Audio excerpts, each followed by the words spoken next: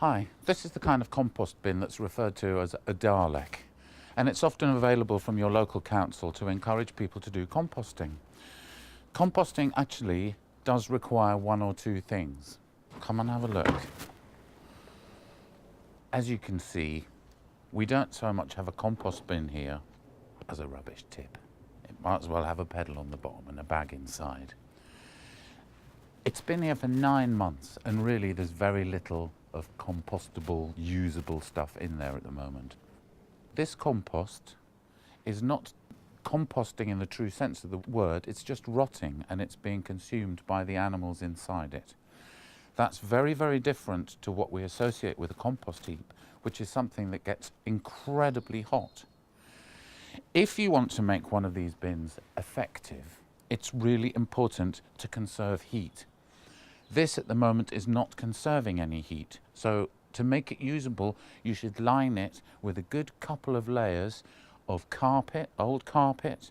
Include, if you can, a layer of bubble plastic against the side, because that's going to retain the heat and is likely to speed up the decomposition process. You need to check that it's not too dry, but if you have a look at this that's been unmoved for 9 months, there's nothing dry about that. It's dripping wet.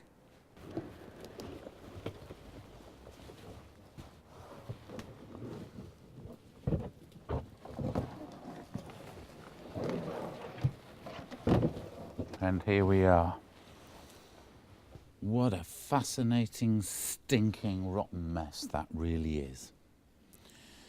Would you put that on your garden? It is just a smelling, rotten, foul heap. Okay.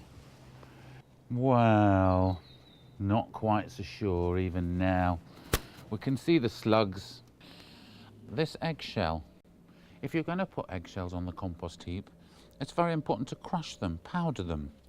Similarly, with large, thick, woody material and stems, it's necessary to cut, crush or break them up to make the process of decomposition much quicker. What we ought to be doing with it is adding a lot more dry material to absorb some of that moisture, and actually it all makes the work of those animals much easier to break it down.